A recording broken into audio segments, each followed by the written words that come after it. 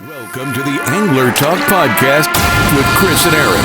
Brought to you by FishingMagicianTV.com.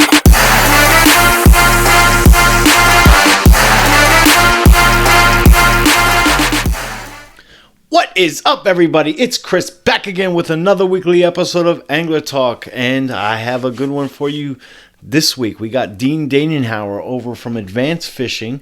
We're going to talk about some Century rods, and we're going to talk to Dean, of course, about fishing. But before we get into that, the fluke season is over. The striped bass are starting to make their way back down the coast. It's going to be very, very soon when that full swing striper bite gets into it. And we got the Hymar 40-hour fall striper tournament coming up on the 21st down to the 23rd. And I'm going to be in that tournament myself, and hopefully we have a good time and do a good showing. Win or no win, it's all about getting out there with the fellers, bending some rods, and having some fun. So I hope you guys enjoy my discussion with Dean. Check this out. And here I am with Dean Danenhower. How we going, brother? How you doing, man? I can't complain, man. Just a long day, just unwinding. Now I get to sit back and shoot the breeze with you, man. So you work with a tackle company that is a producer of Century rods. You guys sell Century rods, and people in this industry, the way we fish and stuff like that, the guys who are more hardcore, definitely know who Century is. Even if you're not a hardcore guy, Century rods are, and you see them on the shelves, and you look at them and say, maybe one day, or if you got them, you know what they are, man. I mean, how did Century rods come to the market, and who was the producer of them? So Century is an English rod building company. They were started in the UK. My boss and his partner Ryan White down in Hatteras Jack in Hatteras in Rodanthe, North Carolina. They kind of put their minds together and started having Century produce rods for them here in America. Okay. I don't know if you're familiar with any like the long distance casting records, nothing like that, but Century holds every single one of them. Yeah, I've seen some videos of Century, and the one video that always makes me it kind of makes me cringe, but then say, "Holy crap!" is that video where he's loading up for the cast and the rod bends all the way backwards at like a 90-degree angle. That one always gets me like, oh crap, it's gonna snap. And then you look at it and you're just like, oh wow. You know what I'm saying? Yeah, the rod does a lot of the work for you. I know a lot of rod companies say the same thing, that you don't have to do anything with this rod, but everybody that I put a Century rod in their hands, I tell them, less is more. And it always is. If you go out there trying to give it your all and throwing your shoulder out to cast a Century, you're not going to get the distance that you're going to get with even a lob cast. Yeah, it's all technique over power. You know what I mean? So like rods, for instance, for us, a rod is probably our biggest weapon, because that's obviously what it is. I would say 60% of our thing in fishing is a rod, and then of course you got to accompany it with a good reel. So it's just as similar as a hammer or a drill or a jigsaw to a carpenter. You know what I'm saying? This is our good tool. So when you don't have an arm to throw distance like I do, would say, well, like a cheaper rod, you get something like a Century. Now Century has an array of rods out there that is just from every type of application, from freaking surf fishing, boat fishing. What are they made out of? All the rods are carbon fiber. There's a lot of different additives in some of the rods. A lot of them have graphene in them, which a piece of graphene as thin as, say, saran wrap will hold up an adult elephant. Wow. And that's some of the stuff that we put into our rods. And everything with Century is handmade. There's no mass production of nothing. Yeah. Everything's handmade in the UK. We design the blanks here. And then they produce them for us over there, and they bring them over here, and then we build them, and we have some that go to shops. We do a ton of custom rods for people, because if you're going to spend that kind of money on a rod, you might as well get it made exactly how you want it. Oh, absolutely, man. I mean, there's some people who like longer grips, or some people who like shorter butts, and it all comes down to the angler at the end of the day, because anybody can go to Walmart or Dick's Sporting Goods and buy an ugly stick, go out there and catch a fish. But Absolutely. it's like I've continuously talked about on this show. I grew up fishing an ugly stick. It works, it's fine, it's a meat stick. But, when you start to come into your own as an angler, you start to figure out what you like. Do you like a fast action rod? Do you like a slow pitch rod? What is the better application for the way that you fish? And I see majority of people who use century rods are on the surf, because it helps so much with your distance or the way you cast, and especially certain type of lures and techniques like plugs and poppers and pencils and all that stuff. So it's like some of these rods are expensive, but you got to understand the science that's going into it. And like you just heard, something I've never even heard of, graphene, you said. Yeah, so graphene. Yeah, So the like the slingshots, the weapons, all the demons, all of them they're all ran with graphene, which makes them insanely powerful rods. Yeah, They and the price tag reflects the use of the rod. The price tag reflects what goes into the rod. They're all like I said, they're handmade. There's no mass production.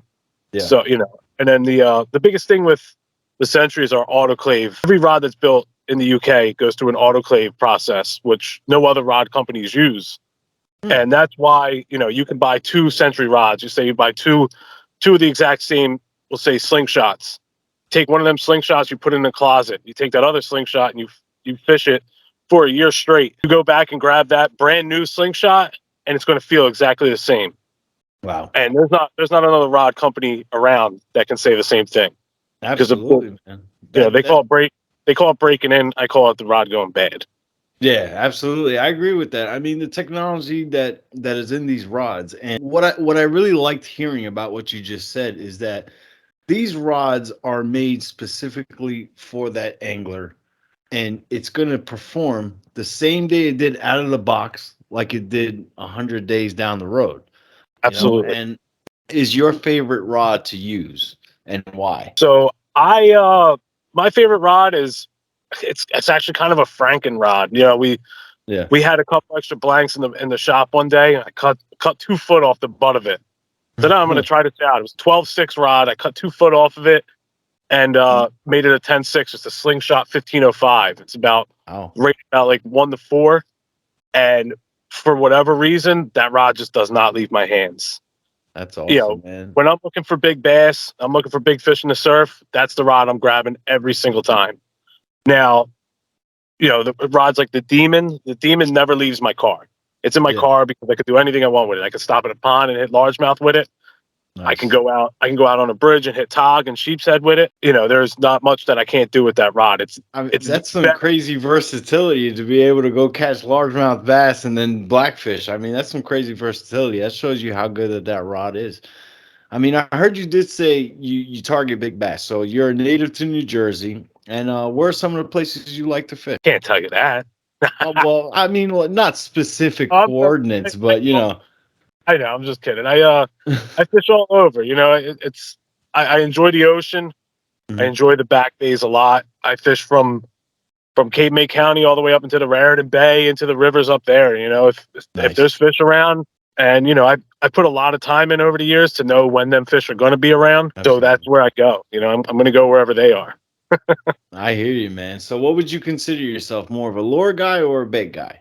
Lures all day, plugs, soft Yeah, I mean, plastic. especially if you're fishing century rods, you're using a rod that's going to give you the technique down perfectly.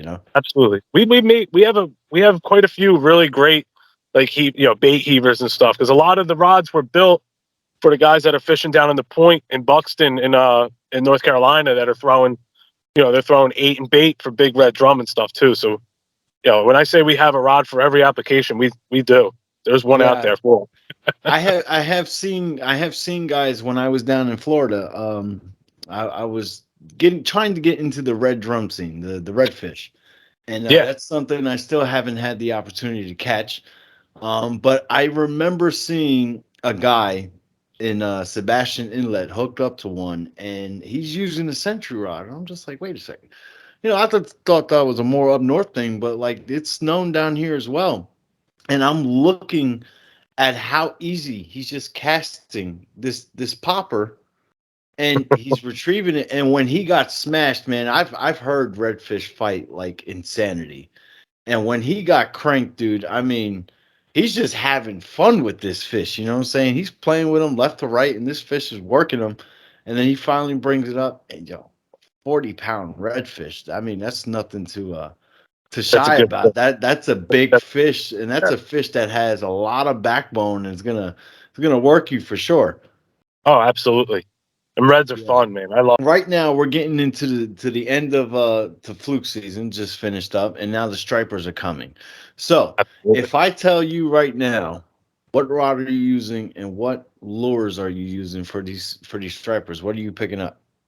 So right now, I'm going to probably focus mainly on backwaters.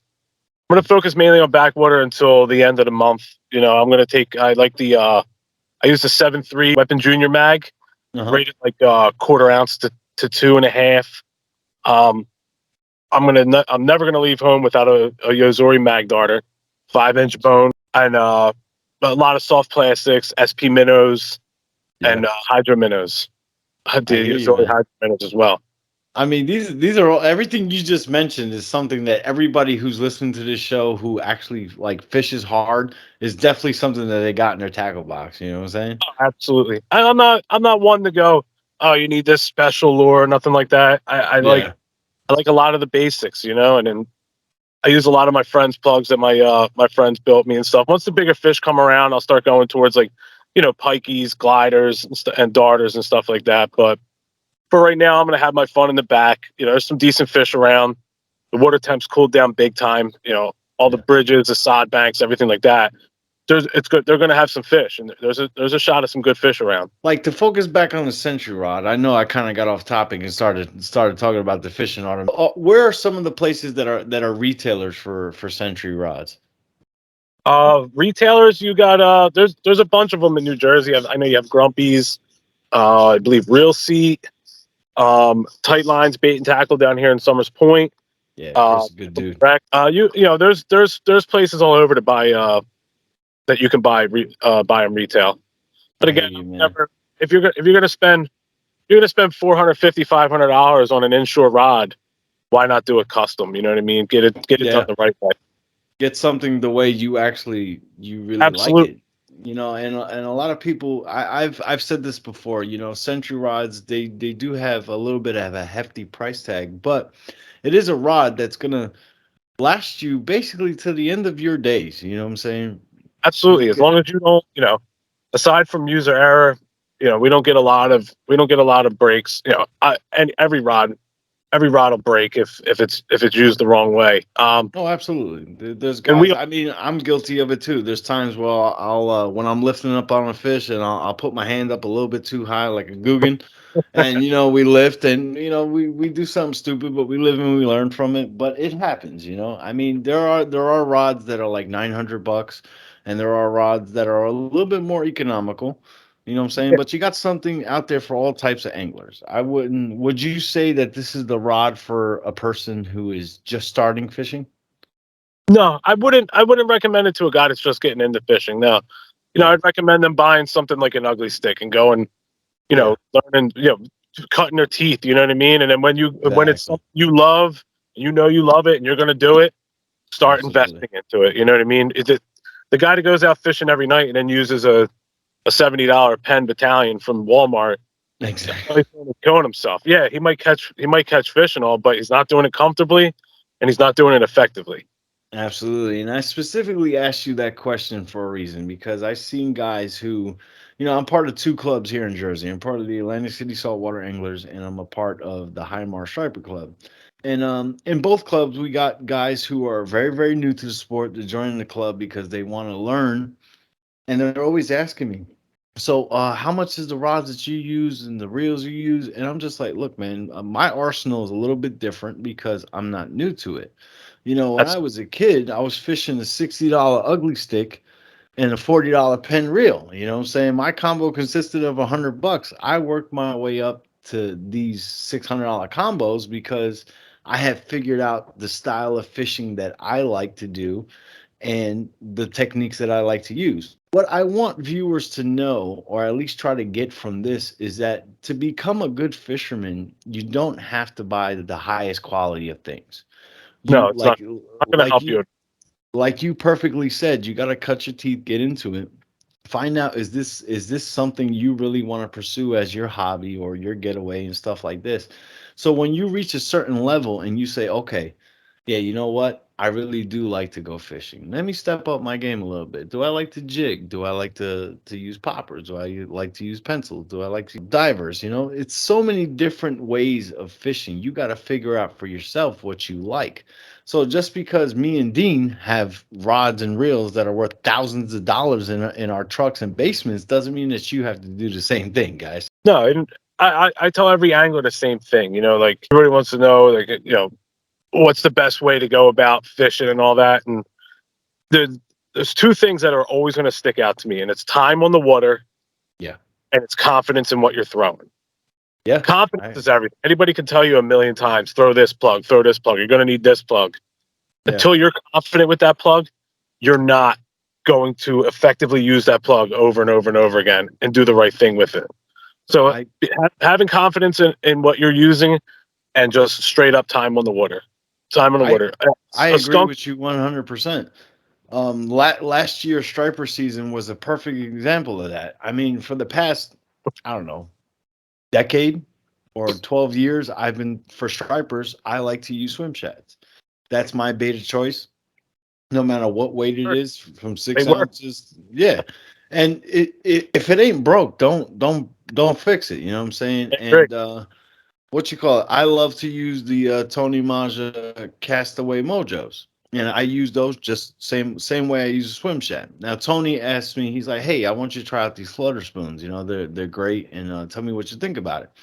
So I we're love on the we're on the boat, right? And with my buddy Jose Bastos, and he's just like, "Yo, you got to use these flutter spoons." He's catching them left and right on the flutter spoons.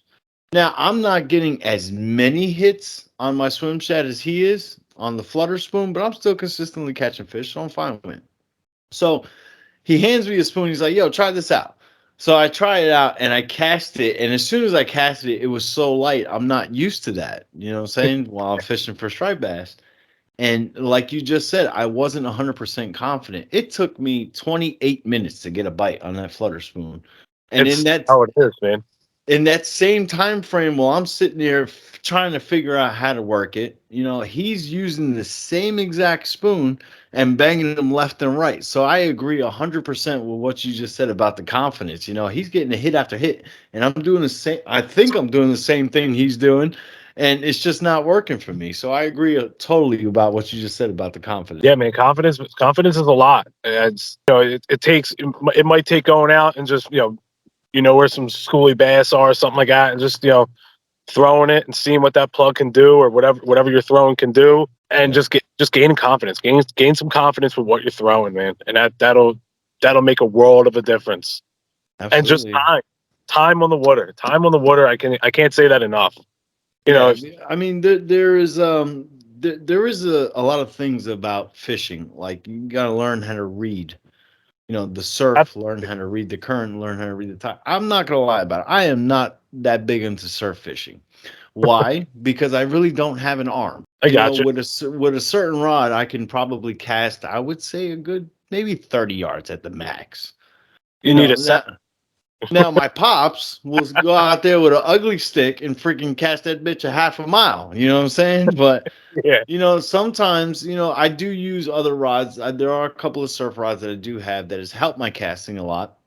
Now I haven't graduated to the century rod yet. I'll say that, at least from the surf, because I don't go surf fishing that often. But like something with like a 12-foot rod, like you mentioned a little while ago. I think you said something about a 12-foot six.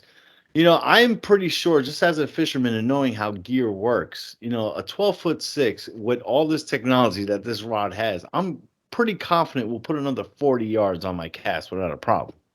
I would think.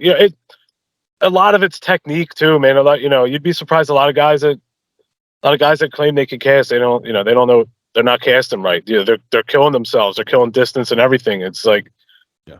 this is why we put on so many casting demos. This is why we put on so many events throughout the year, because I could tell you a million times, this is what rod you want to use. This is the rod you want to use, and I tell the next guy the same thing. But until you get that rod in your hand and you feel it, you get the feel of it. You throw it a couple times, and you learn how to cast it correctly. Mhm. You're not going to know what rod's for you. And that's October 16th. October 16th from 12 to 4, we're doing a casting demo, and it's going to be a little plug show. We got like 15, 16 vendors, a food truck, everything. It's at Bayview Park in Nice. LBI. That's awesome, man. That's definitely something for the novice guy who wants to go out there and learn something. These are guys that are out there, 200 plus days a year fishing. Guys like Dean and guys like everybody in the R&D department who do this for a living and take the time to figure out what works, how it works, and what's the best way to do it. You know what I'm saying? This is great people to learn from for sure. Yeah, definitely. We try to do, you can have a casting demo all you want. You're only going to get a handful of guys. So we try to spruce it up a little bit, throw a food truck in there, a couple vendors, make it worth coming to, checking out the rods and stuff. And again, until you get a rod in your hand, I could tell, like I said, I could tell you a million times what the rod's made of, what this rod can do, why I like it, why this person likes it. It's not going to matter until you throw that rod. All right. And Now, if you're going to spend that kind of money on a rod, come throw it. You know what I mean? Come throw it. Get used to yeah, it. absolutely, man. I've been debating on the past like 40 to 50 seconds whether or not I should say this or not. But like, I kind of look at a rod kind of like I look like at my relationship with my fiance. Oh yeah, You got a how does she feel in your hands? Do you have that connection with that rod? That's certain things that guys like us like think about. It's kind of weird and maybe a little bit off the rails, but like the regular guy who goes fishing once a week in a month, really wouldn't think about. nah, they grab whatever they got, and they go. And I get, hey, that's great. I almost wish that was me, because I Yeah. wouldn't obsess over this daily. You know what I'm saying? So No, I totally agree with what you're saying, man. I'm So jealous of them. I mean, we talked about century rods for a while, and I'm pretty sure we can talk about them for the entire night, man. But I want to talk about Dean, man. What is Dean into? When did Dean start fishing? I've always fished. I grew up in a town, Elk Township, little town in Okay. Gloucester County. I grew up largemouth fishing, like a lot of people do. Going down to the pond, getting dirty, Yeah. throwing whatever. I really got into the saltwater fishing probably when I was about 16, 17 years old. My buddy Brian had a boat. Me and him we would go down to Fortescue, we'd go down to the Delaware Bay, Corson's Inlet, whatever, and we'd go, and we had no clue what we were doing. But we go out Yeah. there, we throw them on the bottom, we wait for a bite, we catch fish, and it was a good time. And then going crazy with it, like right out of high school, 2004, 2005, and we were on Bass Barn was the site back then. There was no Facebook. Okay. There was no Facebook groups. Yeah. And everybody on Bass Barn talked about, oh, you got to go to Montauk. You got to go to Montauk. And I remember me and my buddy Ryan, we just, it was probably 2005, 2006. We said, yeah, screw it. Let's go. Let's go to Montauk. And here we are, two kids that we don't know a damn thing about Montauk. Yeah, exactly. Trash bag under my shirt to keep myself a little dry. Full blown nor'easter Montauk in like the end of September. Like, Man. we had no business being there, but we caught fish. Yeah. We went into Paulie's tackle. Paulie's like, just get a bucktail and go. That's it. That's all he said to me. And we did. We grabbed bucktails and went down there with our ugly sticks, Yeah. friggin' knee boots on, and got our asses beat and caught a couple fish. It was cool. But unfortunately, I'm in recovery. I've been in recovery. I'm going on the 7 years clean now. Okay. I wasted a lot of my life that I should have been fishing with heroin. Yeah. And once I got clean, I met with a couple guys that were in recovery as well, and that's all they were into was fishing. And it's my buddy Mike Morgan, who's also on the Century team, and he, we went hard. That was it. It was like, this is what I'm doing. I'm not doing drugs no more. I'm fishing. You know what I mean? And I can say that fishing has helped me stay sober, and it continues to help me stay sober. And now I have I have a family. You know, I have a wife, 3 kids. And life is just crazy. It's crazy now, man. It's and I can say that fishing has helped me through a lot of that. And that's Obviously, the wife, the kids, you know, that helps a lot too. yeah. But fishing, you know, fishing. It's I what did. mean, and that's so good to hear, man, because a lot of people, unfortunately, we go through things as people, and Absolutely. we fall in hard times, and we look for a way out, and unfortunately, you had to go through what you go through, but in a sense, fishing kind of saved you from that. It's like Absolutely. I say it as a joke all the time. Fishing saved me from being a porn star. Now I'm just a hooker. But I mean, to get real about it, I mean, you went through something that, and kudos to you, man. 7 years in recovery after being addicted to a really bad substance, and you're doing great. Fishing has saved you from that bad dark days of your life, and now it's actually your career. And that's Yeah, that's something awesome, man. And I just want to say congrats, and that's awesome to hear that. Sure. appreciate it. Yeah, Uh, so you know, parents out there, just have your kid fish. They'll stay away from drugs. Yeah, Get them. absolutely. Well, they won't have any money for drugs. No, no, it's If just they get into it as deep as me and Dean are, I'm saying you might be taking out loans just to buy fishing gear. What is the actual company that you work for again? I work for Advanced Fishing. I also work for Century with Ryan White as well. I work full time with Advanced. I build custom rods with Advanced full time. We're us and Ryan White are the 2 distributors of Century in America. So yeah, And you so it, got you guys are selling a phenomenal product. I mean, I don't know how many times I can say that about Century Rods. I mean, but you can't compare a Bentley to a Honda Civic. I mean, Century is definitely that Bentley plateau. yeah, the Honda Civic will get you there, but the Bentley's is just more comfortable. It's just better. Absolutely, man. It's gonna get you there in style. Again, though, man, if you or anybody you know and wants to come down October 16th, free admission. You know, it's going to be a good time. We're going to be hanging out on the bay down there, casting rods, eating food, and buying A- plugs, bags. Absolutely, man. I mean, this sounds like a good time, and it's definitely something that I would love to come down and bring the cameras and actually show it to people who can't actually make it. And this would be pretty cool. I mean, we're recording this right now, October 16th. I'm not exactly sure when this podcast is going to come out, but whether it comes before October 16th or after, I'm going to try and get down there and get this video, this casting demo for sure, man. Yeah, definitely, man. It'll be a good time. All right, man. So I got one last question for you. All right. Angler hot seat. What is your absolute favorite fish to target? Striped bass all day. Try back. It's a typical Jersey question. I mean, answer. You know, it's come Tog and Sheep's Head have become very close seconds, though, man. It's I Like cult following with the tog. it is. That's why I'm like, I don't want to be a part of it. But then so striped bass the same way. So, but Yeah. no, it togging is fun, man. I love it. Sheep's Head. You know, I set out this year. I set a goal for myself that I would get sheep's head from land, and I fished my ass off, and I made it happen. You know, I got a nice like 6 pound sheep's head from land. It was cool, and then I went back to chasing stripers and weak fish and stuff like that. That's awesome, man. Yeah, I definitely are they as good as they say that it is to eat the sheep's head? The sheep's head's delicious, absolutely. I didn't kill the one I caught. I've eaten them before. I've caught them down Yeah. in like North Carolina and Chesapeake Bay and stuff, and they are absolutely delicious. But we it's only a matter of time before we get limits on them here in New Jersey. It's going to Yeah, happen. of It's course. inevitable. And the guys that are spreading out decks with them, they can thank themselves for Of the course. fact that we're going to. Posting all these pictures of like, Yeah, 15 fish for what? You don't really need that. And of course, the guys who push the paperwork are going to end up they're putting going the law to. on it. You can't go out there and fill stringers every day with them, and then get mad when they say, oh, you can only keep 2.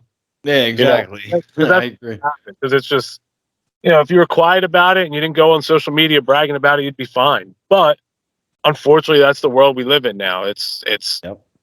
that's what it is. Instant gratification, man. That's everybody needs that. Everybody needs that social media hero status. Yeah, it's kind of like a drug in itself for sure, man. Absolutely. Listen, I'm guilty of it myself. I love. Oh yeah, me love too. I mean, we do this podcast every week, and we rely on social media and all these streaming absolutely. platforms. It's and But that's evil. That's what it is. absolutely, man. But hey, before we go out, just let everybody know where they can find you, and I'll put some links in the description below. Advanced Fishing and yourself. Yeah. You can find me on Instagram. It's Dean_Advanced Fishing USA. Facebook, Dean Danenhower. And then on Facebook, Advanced Fishing USA, and same thing on Instagram, Advanced Fishing USA. All right, man. Well, thanks, brother, for taking the time to come out here and talk with us, and we appreciate it, man. You have a good night. You too, man. Thank you. Well, that was a good time talking to Dean, man, and hearing, everything about Century Rods, who make a phenomenal product. And that's something that I just want to bring to you guys on this platform, is different types of gear you can use. Not everybody needs the most expensive stuff. Not everybody likes the most economical price stuff. But, there are so much things out there that we have that anybody can take advantage of. I mean, from the cheaper combos to the more expensive stuff. If you want to be that really hardcore guy, then Century is definitely a way to go. Century makes a phenomenal product. You heard some of the technology that's in these rods, and this is going to last you forever. And also talking to Dean and hearing his story, how fishing changed his life so much. Big kudos to him for everything he's overcome and continues to go. And I wish you nothing but the best, guys. So for this week, I'm out of time. I hope you guys enjoyed my chat with Dean Danenhower. And check him out in the description down below. And I hope you guys get out there, bend some rods. And I'm out. Tight line.